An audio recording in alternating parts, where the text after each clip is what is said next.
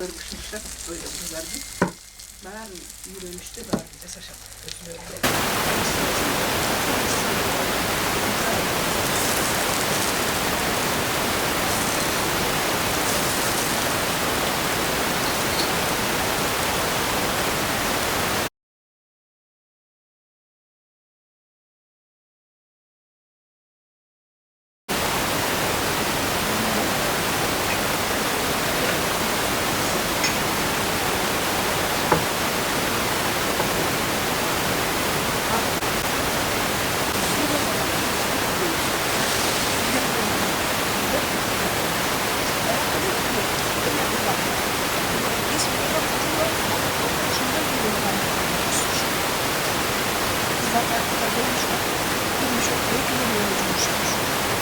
Eki böyle cuğurup boşanınca saçırdı.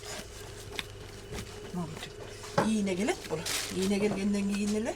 Şimdi bölü alağız. Bölü alıp cevap koyuyoruz. Muhakkak başımı iğne getirip de.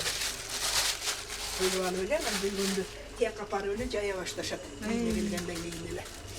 Caya böyle canakın dedi. Havadin kesalat böyle. Andan giyin ağın başına başlaşıp.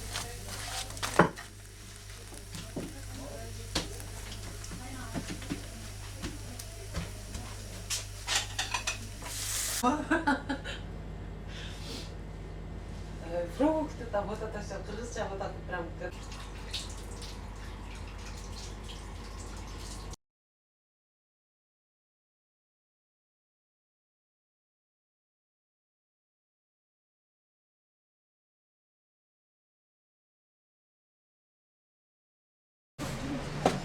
А мне с сахаром сделаете?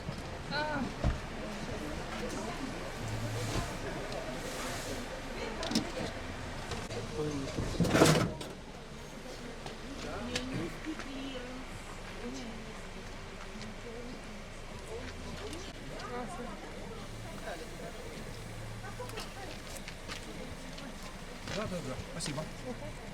Здоровья.